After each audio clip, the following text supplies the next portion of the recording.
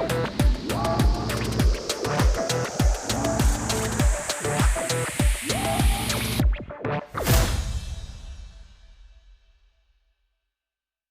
so welcome to another episode of the Time for Impact podcast with me, Matt Cobble. Chris isn't here this episode, but I'm delighted to be joined by the brilliant Anne-Marie Zaritsky from Mencap. Hi, Anne-Marie, how are you doing? I'm good, thank you. Nice to be here. Brilliant, lovely to chat to you this evening. We're here to talk about Mencap. We're here to talk about some of the really interesting work that you're doing in local communities. But I thought before we get started and dive into that, maybe it'd be interesting to hear a little bit about you, to hear about what you do and your role, and a little bit about Mencap as a charity. What are they involved in? Yeah, brilliant. Thank you. So my role at Mencap is Head of Volunteering and Inclusion. I've been there for about 11 years. The inclusion has recently been added to my job. Before that, I was just Head of Volunteering, and the inclusion bit was added on earlier this year. And that's inclusion with regards to involving colleagues and volunteers with a learning disability rather than the wider kind of equity, diversity, inclusion piece. So that's quite exciting. I've worked in volunteer management for since about 2000, something like that, mainly in health and social care, bit of overseas stuff, but definitely more recently in sort of the health and social care space. And I've got a team of people who support volunteering across Mencap. We're a national charity. We work in England, Wales and Northern Ireland, trying to bring in as much time and talent as we can to support our work. Mencap is, we're a learning disability charity, mainly working with adults, but we do some work with children as well, particularly in Northern Ireland, where we've got a children's centre. And we're all about giving people the same opportunities as everyone else expects to have in their life. So whether that's in terms of relationships, employment, social life, everything that everyone wants from life, we want to make sure people with learning disability have those same opportunities and those same chances. So that's what we're trying to do. And volunteers obviously play a really important part in that, as does our work with other local organisations. Fantastic. And Mencap certainly, from my perspective, like a household name, one of those charities that, I've certainly heard about for many years, sort of know about here, that are doing lots of brilliant work. But I'm sure there's some really interesting stuff that you're doing and that's been going on that you've probably been doing for a long time that would be really interesting for other people to hear about. I wondered, first of all, having that sort of brief for inclusion sounds really interesting. And you talking about wanting to make sure people with learning disabilities have the same access and opportunities as everyone else. I presume that extends to volunteering too. Really interested to know, what you do to make your volunteering accessible and inclusive to everyone. Is there anything we could learn or think about there? Yeah, I mean, it's obviously it is a key priority for us as an organisation, and at any one time, we've probably got about 20% of our volunteers will have a learning disability themselves, because it's very much you're kind of getting double value from your volunteers. Then you're getting volunteers who are sharing their time and doing really useful things, but also you're giving volunteers that extra value to them as individuals in terms of improving confidence or employability and that kind of thing. And bringing in people with lived experience is absolutely core to everything we do. There's, it's kind of, absolutely essential to the services that we deliver, the decisions that we make. So, for example, we have a shadow board called the Voices Council, which is made up of people with a learning disability who have, a really important governance role in the same way as our board of trustees do, and lots of crossover between the two as well. So making sure that that people with a learning disability are involved at all levels of the organisation, right at the very top as well. I think that's something that's really special and really sort of interesting and has a huge amount of potentially for other organisations or other people listening. Has that sort of intrinsic connection between the people you exist to support being, having so much kind of power and uh, yeah, I guess power really, right, in the organization to help make really important decisions. Has that been something you've had to work on over time, or is that something that's always been sort of baked into the organization? Where do you feel that that's been? Is it difficult? Is it risky? Is it seen as just who you are and what you do? How does that fit with Mencap and how you work? Oh, that's a really good question. I mean, I think it's always been part of who we are, and been, inclusion is a key value to the organisation. But it is something we've had to work hard off to make it meaningful rather than kind of tokenistic.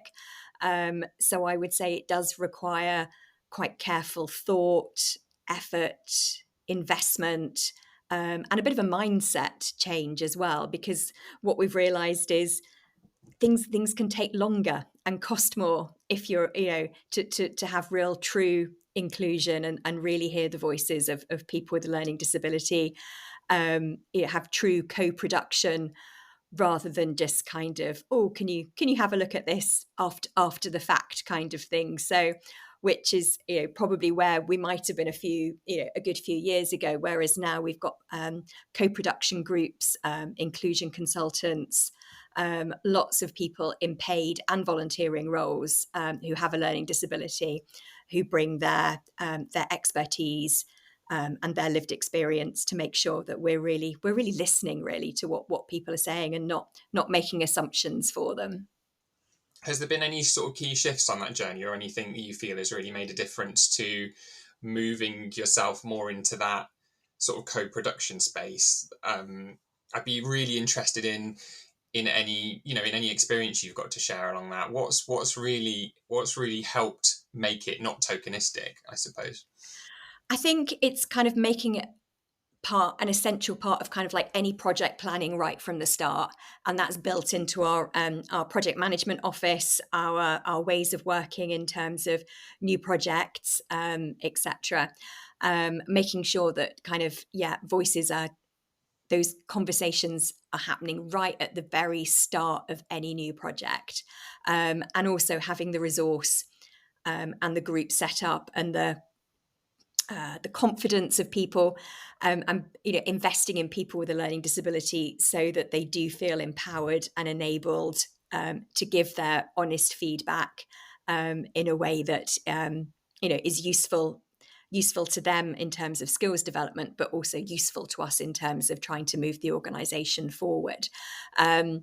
We put lots of we have a team, that sits with me, of inclusion consultants who are all, paid colleagues with a learning disability, working, variable hours. But every sort of new project we've got, they are invited to give an opinion, share their views, give their feedback. As I say, right. For me, the key shift and the key thing has been getting people involved in the start, when right at the design stage of new programs, rather than a little bit further down the line saying, oh, tell us what you think of this thing we've already built. That's probably been the most important thing for us.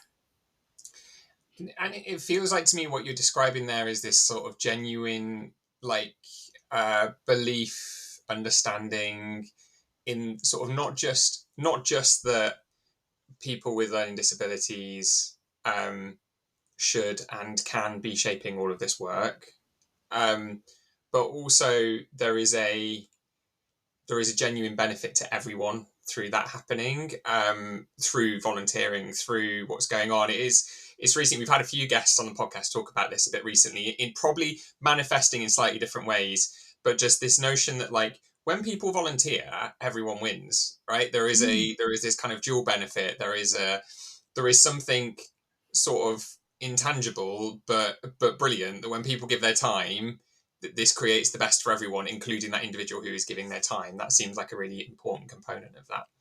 Yeah, absolutely. When we get volunteering right, it is just like magic, isn't it? It's just kind of like, we get so many good outcomes. It makes an impact both for the individual and the cause, and wider society. but it's kind of realizing that that doesn't just happen on its own. As most people listening to this will know, it requires that time, that investment, skill, and thought to be able to do it well, which is, I guess why I get to make a career out of volunteer management. So I'm quite pleased it does. And I've been interested in terms of, again, we've had lots of different guests on the podcast. We've had people who are heads of volunteering. We've had others. Like, how I think your brief with volunteering and inclusion, or maybe sort of a link, probably it sounds like also with involvement, sounds like, or what I might call involvement in a different setting, seems to be quite a natural kind of portfolio that to coexist together. Be interested on your reflections on how you see that. There might be others listening that are thinking, well, how does a volunteering function expand into other areas, or is this stuff actually all just volunteering anyway? I'd be interested in your sort of reflections on some of that as well. Yeah, I mean, I think so. We've always had a fairly good track record of involving volunteers with a learning disability, either to share their in a role where their lived experience is essential to shaping projects, retail stores, all sorts of different roles. We've always had quite a lot of volunteers with a learning disability. What we haven't been so good at is employing people with a learning disability quite to the level that actually we should do. So I've just been writing our new strategy kind of at the moment, and I want Mencap to be the best placed to volunteer or work if you have a learning disability, because that's what we're about and we really should be. But actually what we were finding is that because of capacity issues, funding, we do have a lot of employees with a learning disability, but not to the level that we would like to. So that's a real area for growth for us as an organisation. And I think because we've had such reasonable success in volunteering, it was kind of like, okay, what can we learn from volunteering to influence what we do in the employee space, which is for those of us that work in volunteering is always quite good to see things happen that way around, because quite often they don't. We're expected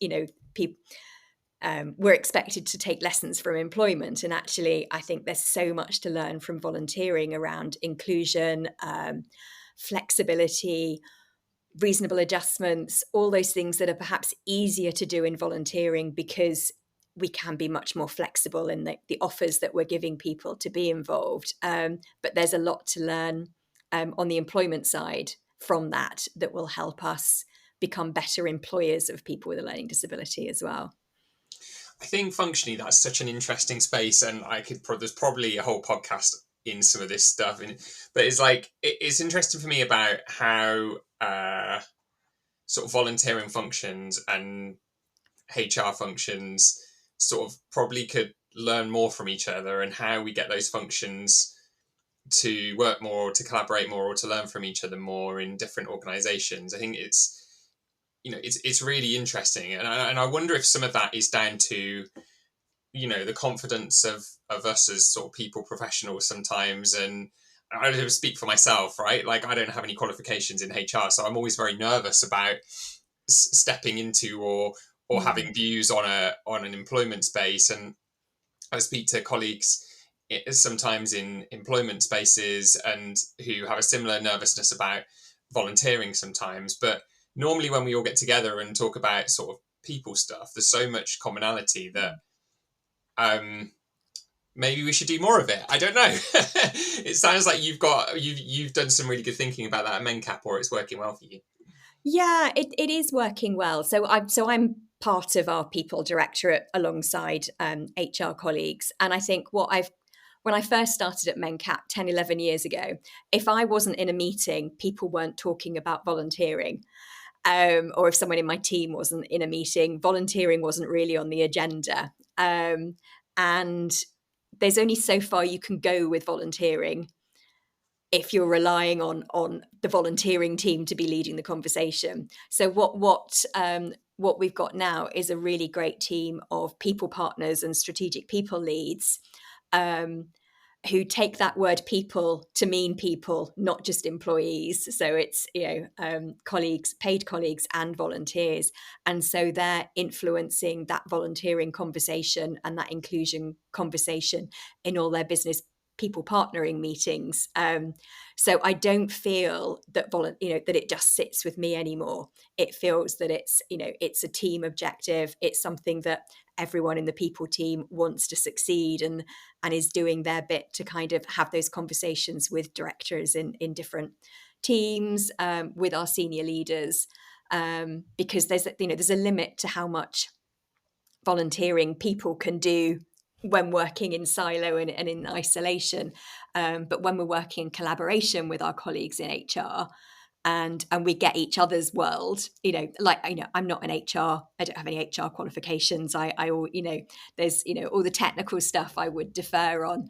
But in terms of kind of business planning and succession planning and strategic planning for new projects and bids and that kind of thing. It's just having more people saying, what's the role for volunteers in this project right from the start?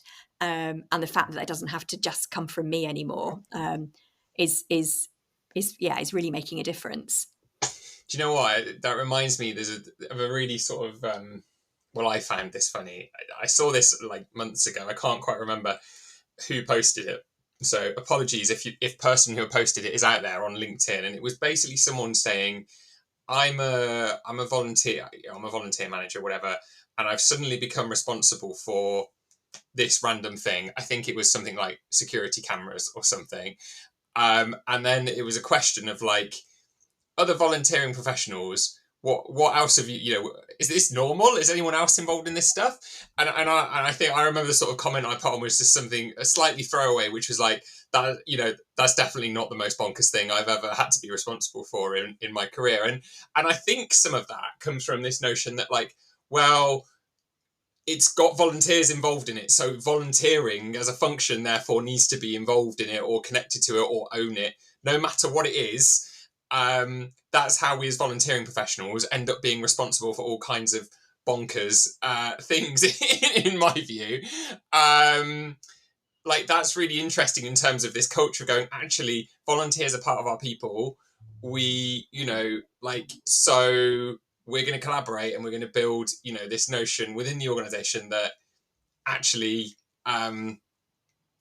if we start to see that, it's not like the volunteering owns all these random isolated siloed things. It's the volunteering team can provide, or the people team maybe even more generally, can provide expertise to support you or your function in sort of working out these kind of things. I don't know. Yeah, absolutely. And it's kind of getting other teams on board to ask the right questions at the right time. So if someone's advertising a new role and it goes to our recruitment team, having someone there going, is this definitely a paid role, or is there a is there a volunteering role here? Obviously we have a good volunteering policy to make sure we've got clear boundaries on volunteering and paid roles, but it's kind of having different people at different stages of different processes, just asking the right questions really, and just getting people to go, oh yeah, maybe actually, yeah, maybe this doesn't need to be a full-time paid role. Maybe it's a part-time paid role with a team of volunteers to bring in wider skills or more diversity. Or so it's just about trying to get more people to ask the right questions at different stages in that kind of planning life cycle, really. Brilliant. It sounds like you've got a lot of really good thinking on that, and I imagine something that our listeners will potentially have had to grapple with at some point in time, which is what should be paid, what should be voluntary, how do we find our way through that dilemma. I think it's something that most people involved in sort of leading volunteers will find themselves facing at some point in time. And it feels to me like some good structures, some good policies, some good people partners have helped you at Mencap find a good way through that in a way that, helps you get the best out of your people, be they volunteers or paid staff. Yeah, absolutely. But, as with most things in volunteering, it's not black and white, and we don't always get it right. And it's kind of like, well, we think it could be this, but maybe it could be that. And so it's kind of, just having the right conversations based on risk and good values, when those decisions are made. Because it's not always that black and white, but that's part of the joy of volunteering, really, isn't it? You can kind of push those boundaries and be a bit more creative around roles than perhaps we can do in paid roles. Yeah, absolutely. So, sort of moving on from sort of involvement of people with learning disabilities, sort of volunteering functions and people partnering. One of the other things I'm really interested in at Mencap, and I'd love to explore a little bit more, and I'm sure our listeners will want to know more about, is I guess your approach to working with communities. Sort of, I'm looking at your website here. There's a wonderful webpage. And there's a line that really stands out to me, which says Mencap are working in a community-led and asset-based way. I'd be really interested in terms of your thoughts on sort of what that means for Mencap, what are some of the things you've been doing, and yeah, how this plays out as a real strength in your organisation. Yeah, I think so. We're a big national charity, which has its advantages. It means that we can influence government, we can run big campaigns. There are some spaces of the work that we do where being a big national charity is a huge advantage and gives us much more leverage than perhaps smaller local charities. But I think the downside of that is that locally there can be a bit of what does a big national charity know about what it's like to live with a learning disability in my village? you know um, can we really understand what it's like? We don't have staff in every single community across the country. We don't have volunteers in every single community across the country.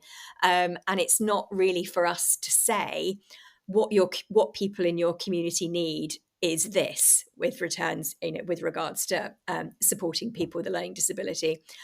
So what we're doing instead is trying to ask the questions, and ask people in their community, what do they want? What's going to make their life better? They've got a learning disability. What would make their life better for where they live?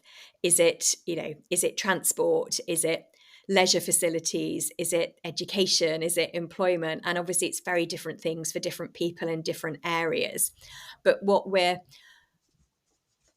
really trying not to do is have a sort of top-down approach. Oh, what every town in the UK needs for people with a learning disability is this community centre or this project, because it's not what everyone wants, and we don't know what everyone wants. So it's about asking the right questions and working with communities to understand what they want and trying to support them to use what resources they've got locally. How can we bring people together from different organisations? Like most charities, we don't have huge pots of money to create new community centres or anything, but it's actually how can we use the assets that communities already have? How can we link things together?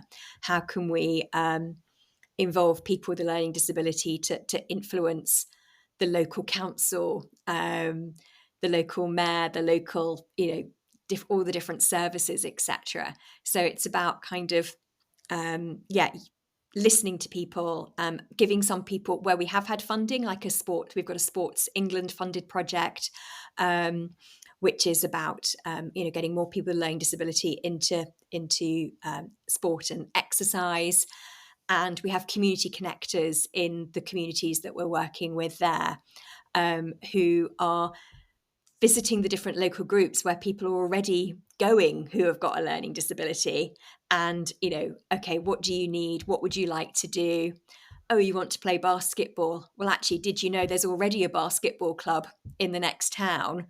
How can we link you together? How can we, get you to support each other, within that community, based on what people's own priorities are, what their own interests are. Many years ago, probably 5 or 6 years ago, Mencap's strapline was Mencap, the voice of learning disability. And what we realized is that actually, who are we to say we're the voice of learning disability? We're not. People have their own voices and their different voices. So when we had a new strategy come in, we took that off and actually started thinking less from, we're a national charity, this is what we can do across the country, is having more bespoke services, more bespoke projects, more bespoke schemes based that are being developed by people with a learning disability and their families in local communities. We're lucky we've also got, as well as the Royal Mencap Society, which is the national charity, we've also got a network of 270, I think, local groups who are network partners with us. Some of them will also be branded as Mencap, some of them have their own name, but they're people that organisations that are also following our values and want to create the same change in the world. So we work a lot with those as our local network partners as well, because again, a local charity has much more insight, much more understanding of local needs than we do as a national charity. So really trying to have a community up approach rather than a national charity telling local towns and villages what people with a learning disability think they need, because we don't know what they need if we don't ask them. And that feels like, whilst on the one hand, I would say that feels like a bold sort of move or a bold approach to this, it shouldn't be, right? Like, thinking about this is like how most big charities and organizations started way back when, right? Like most organizations I'm familiar with, like, started as kind of grassroots, community-based organizations that sort of gradually came together to form the bigger charities that we know in the world today.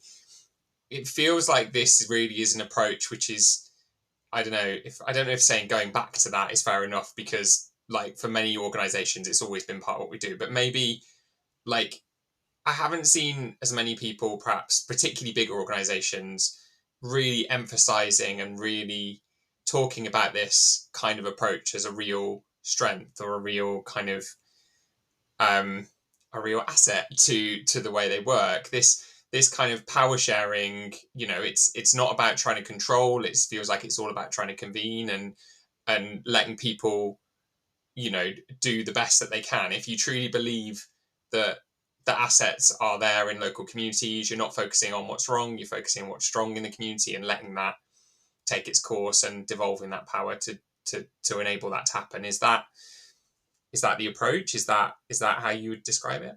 Yeah, no, I think that's fair. I mean, yeah, as you said, we were started up, it's our 80th anniversary next year, started up by, a family of someone with a learning disability, like many, a real grassroots beginning, as you say, like many other organisations.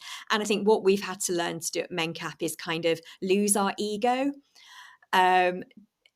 Something's happening in a community. We might be funding it or supporting it, but it doesn't matter if it's not branded as a Mencap activity. It's kind of like, not worrying about the stuff like that. It's the fact that it's happening is important, and it's happening in a good, safe way. But it's about, removing that ego, and things don't have to have a Mencap logo on it for us to be interested and for it to have value and for us to be able to want to support the activity to succeed. Which I think is, it's been a bit of a learning curve, definitely. I'm really interested in your community connectors. What do they do, and how does that function work? What could we learn from that, or what could others do if they're thinking about, roles that build connection and capacity in local communities? Yeah, so it is about building those networks, building those connections between what's already happening in a town. What are the activities that are already taking place? What are the community groups? How could they benefit by being linked together?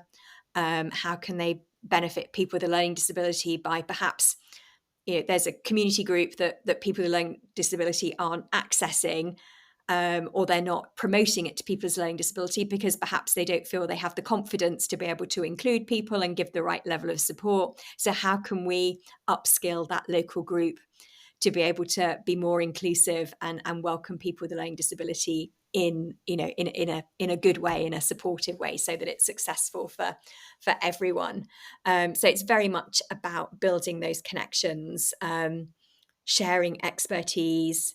And equally, there's lots for Mencap to learn from as well, from other organisations. People with a learning disability will also, perhaps have a physical disability or have face many other, face other challenges. So it's also about how we can learn from other organisations as well, and then kind of that whole community hopefully gets stronger and more inclusive and is more open to working together and collaboratively for the local community. It brings me at least back to this question of inclusion again as well, and this inclusion bit being really docked into the volunteering piece. I know a lot of us in the volunteering space at the moment are really thinking hard about how we make our volunteering offer more inclusive, how we attract new audiences, how we engage different people to the people who've traditionally volunteered in our organisations for many, many years.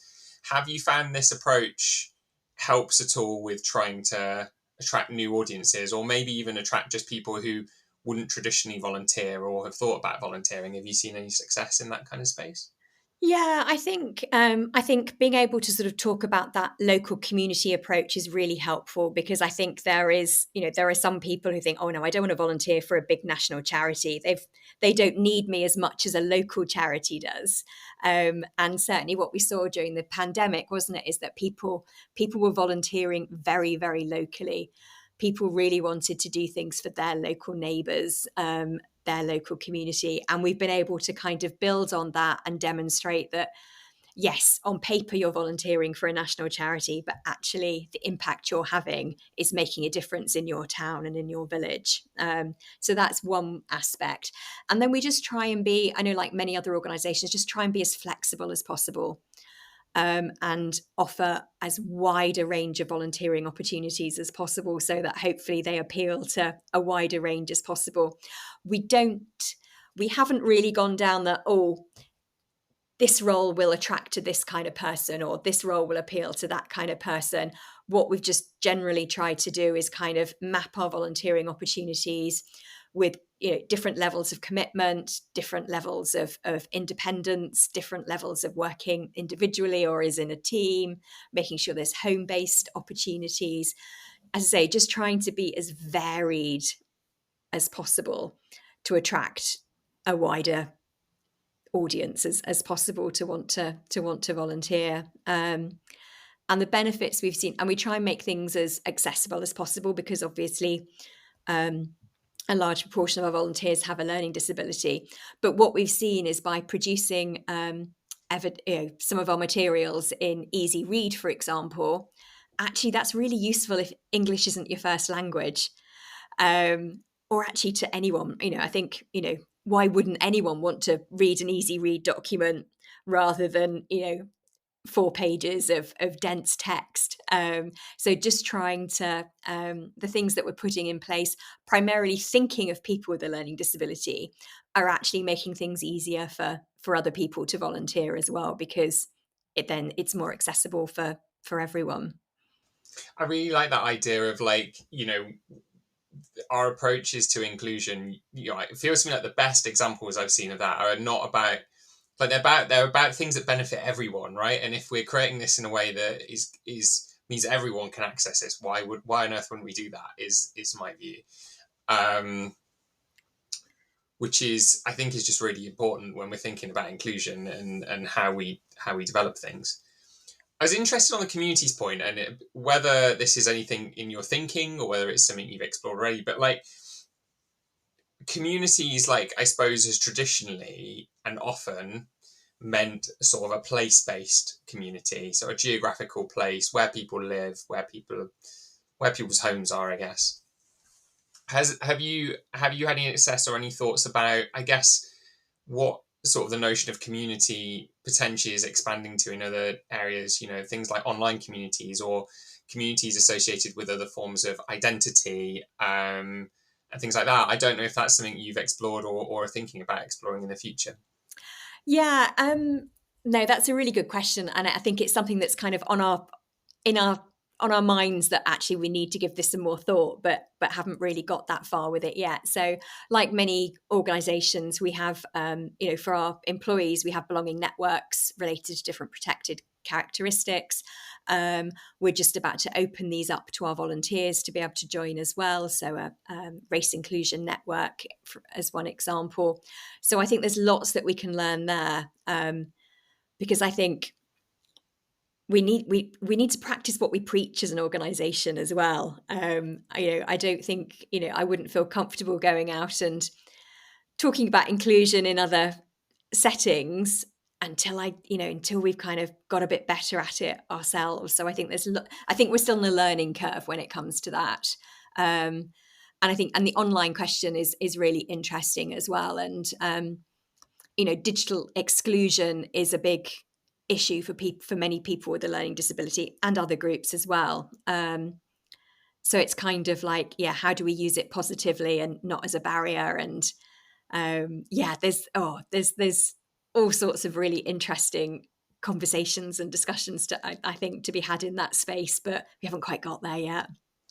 Yeah, I think for me, it feels like one of those areas which has got sort of so much kind of, if I say untapped potential. It's like, for me, what's really interesting is like when the place-based stuff blends with the digital stuff, blends with the identity stuff. There's this real kind of mix of sort of what a community means now and in the future. And I think you talked about COVID earlier, but like we saw some of that, I think, that community organizing or mobilization in COVID, which was on the one hand, some of this stuff was quite place-based, but it was a place-based community that wasn't able to necessarily always meet in a place, so they had to meet in a virtual Yeah. space. And those things coming together are interesting, because I think some of the original sort of thinking around the the asset-based community development model, like applying that to different kinds of community, to me is really interesting and exciting. I hope you get a chance to do more of that in Mencap. I'd love to hear more about it in the future if you Yeah, manage definitely to realize any of lots to be thinking about. Yeah, an exciting time. So Anne-Marie, earlier we talked a little bit about sort of some of the really interesting work you're doing with involving people with learning disabilities as volunteers. We talked about some of the sort of crossover with that in terms of decision making, opening up some of your network groups to volunteers as well. I think one of the things that you do at Mencap is involve volunteers on your employee forum. Be interested to hear a little bit about that. Yeah, it's so yeah, we have a colleague forum, so it takes the place of a employee forum, but we also have volunteer representatives sit on it as well, and it's kind of part of the wider kind of work, really looking at actually what works for our people as a whole. Where should processes and systems be different for volunteers and employees, or actually where should we be the same and have one approach to involving in the way we involve everyone who is giving time to Mencap, whether it's paid or unpaid. And I think also it's probably a part of me trying to save some time rather than having to recreate everything for volunteers when actually there's already systems in place for employees. So we started a couple of years ago with volunteers joining our colleague forum. So meeting with representatives from across the organisation, employees and volunteers from different areas, having those people bringing to the table the issues that are important to them. So whether it's terms and conditions and pay for volunteers, perhaps it could be expenses, communication, all those different sort of engagement things that people want to take to a people director or a CEO. And actually having volunteers and employees on the same forum was really good for people to be able to see different perspectives. Occasionally there's something that perhaps, if it's talking about employment terms and conditions or pay or something that doesn't directly impact volunteers, but actually we're a fairly open, transparent organisation, and as long as something's not confidential, then why not involve volunteers in the discussion as well? They're coming from different walks of life, different professional experience, perhaps. So people have really got something to give to that forum, whether they're paid or not. So it's quite an interesting, and also it means it's a direct line upwards that doesn't have to come through me. So it's not just me or my team saying, oh, the expenses system isn't working for volunteers. It's having volunteers on the colleague forum being able to talk directly to our chief financial officer saying the expenses system isn't working for us, and actually we managed to change it. So sometimes other people hearing volunteer voices rather than through the volunteering team, I think can be really, really useful. It feels to me there's a really core component that links almost all of the things we've talked about in this episode, and perhaps we don't always talk as much perhaps as we might on this podcast, but although I think it's implicit in some of the conversation now, but it feels to me there is something at Mencap about the culture that particular word that sort of activates all of these different things and ways of doing things, and feels like it sort of binds them together. It feels like it's a way of thinking that means volunteers are important, people with a learning disability are important, people need a voice, people need to be involved, local communities need power. We should make things easy for people. What would you say about the culture that enables all of this? How would you describe it? What's the key components of it? Oh, I think it's so innate that I'm not sure. I don't know how. Yeah, that's a really good question. I mean, we're a really values-driven organisation. Values is a key component in our recruitment and the people that we bring into the organisation. Most of our paid roles, as well as people kind of going through a normal interview panel process, they will then have a second interview solely with a group of people with a learning disability, to really make sure we're bringing people into the organisation who have the right values, who understand our version of being inclusive, and passionate about the cause, etc. So I think it's kind of, a lot of it is about bringing in the right people. And then, yeah, as you say, it's kind of like it's that culture of everyone's, we're all in it to, I don't know, all in it together. That's probably not the right way to put it, but no one's more important than anyone else. Everyone should have a voice, whether you're being paid or not paid, whether you've got a learning disability or not. Everyone should have a voice. Everyone's opinion is equal. Everyone needs to feel that sense of belonging so that they feel empowered to speak up and give their views and say when things are going well, but equally to be able to say when things aren't going well, because we're not perfect by any means. There's still lots of work that we can be doing.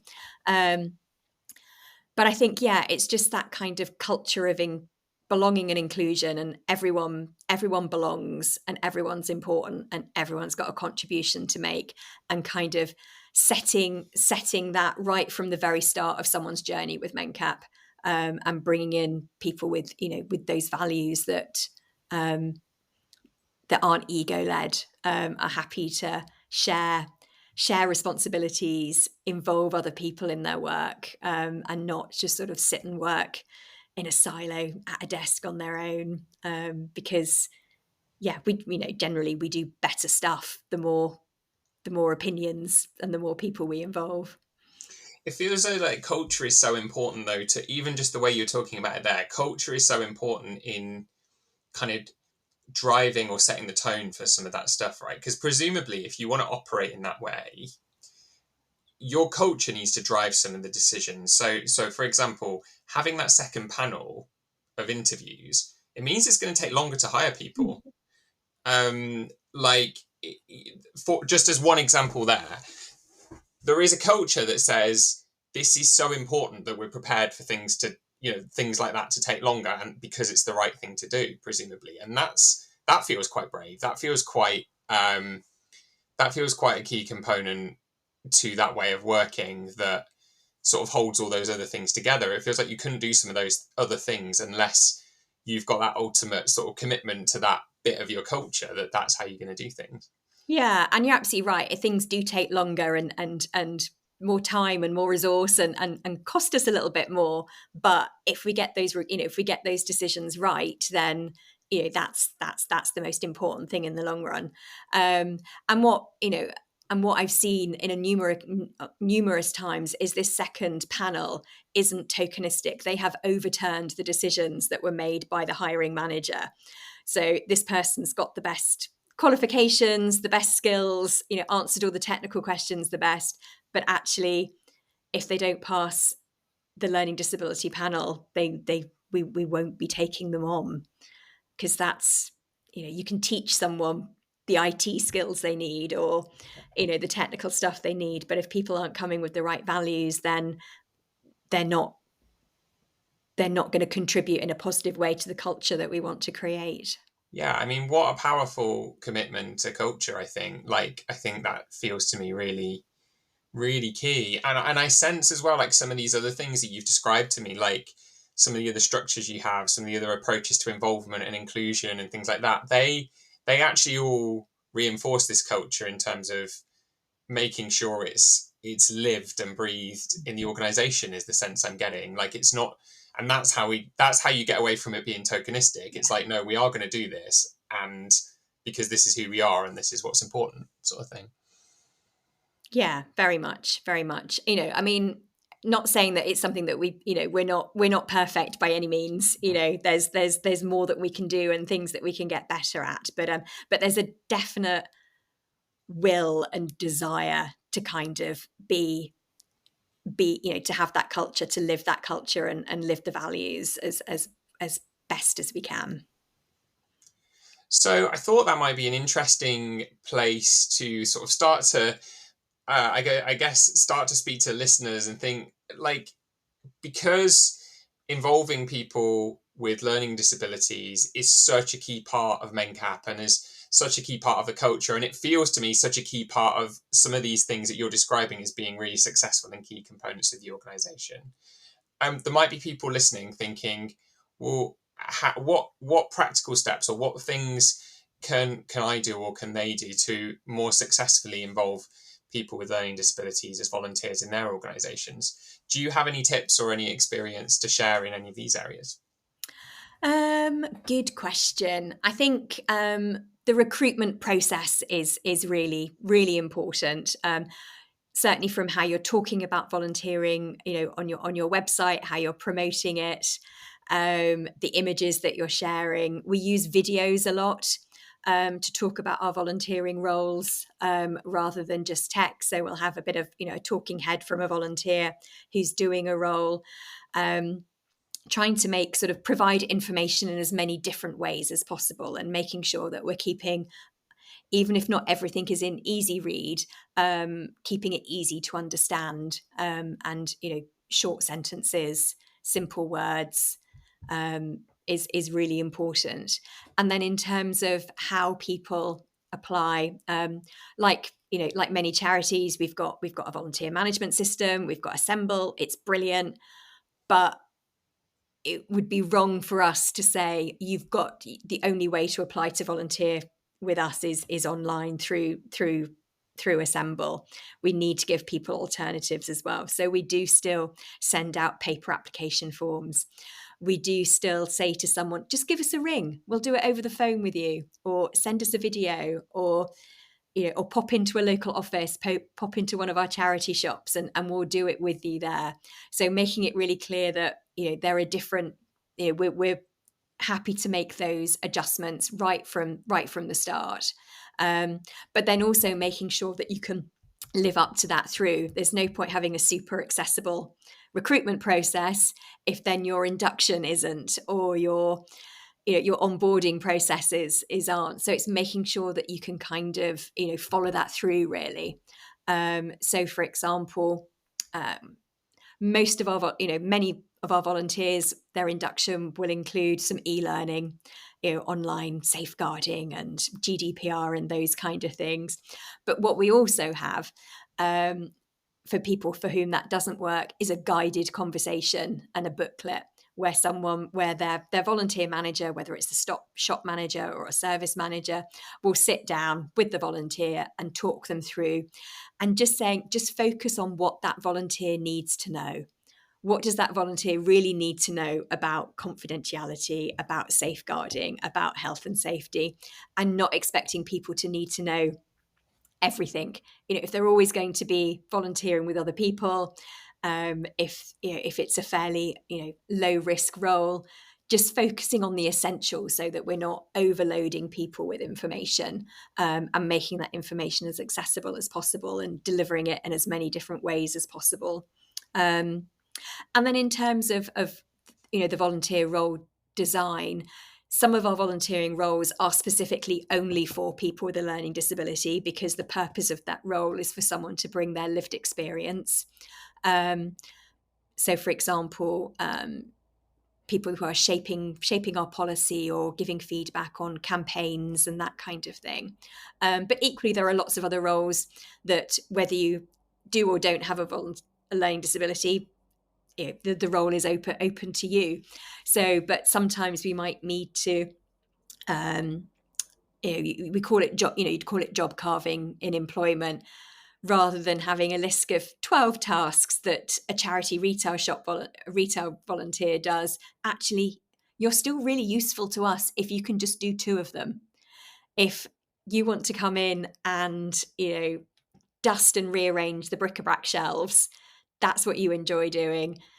The thought of going on the till is not for you. That's absolutely fine. We can make those adaptations. So, and being able to do that in different parts of the organization as well, so that we can focus on people, what people can do, what are their strengths, what are they going to enjoy doing, rather than saying, oh, you can't do this bit of the role, therefore we're not an organization for you.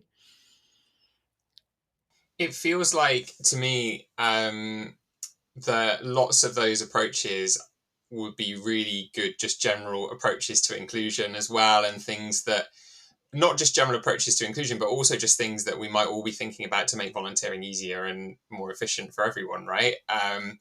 Thank you so much for sharing those tips. Really, really interesting. Well, Anne-Marie, huge thanks for today. It's been really interesting to hear about all the things going on at Mencap, from your approaches to inclusion involving people with learning disabilities, the way you make decisions, some of your approaches to engaging communities, and this kind of asset-based approach and thinking that is about sort of devolving power and convening and enabling communities to solve things. As well as kind of, I was really interested to hear more about the culture that enables all of that. So huge thank you for sharing that. Thank you very much. Thank you. It's been really nice chatting to you, Matt. Thank you. Bye-bye.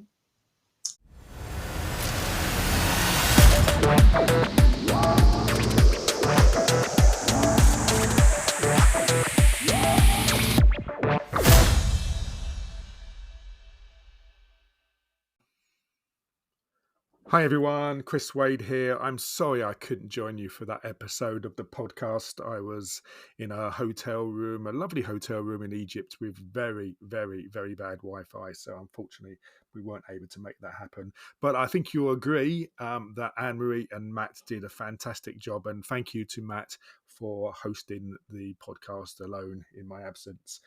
Just a quick note to everybody. Obviously, if you're enjoying these podcasts, do please share the fun with other people, share the link so people can join the learning too. And just to remind you that if Time for Impact can help you in your organization by rethinking, reshaping, or writing your strategies, helping you with training solutions, impact tools to help you leverage the impact that your volunteering brings, or our comparative volunteer experience survey, so you can not only know how great your volunteers think their experience is, but also benchmark those findings against other organizations. Lots of ways that we can help. Please get in touch if you think we can help you in your workplace. Thank you.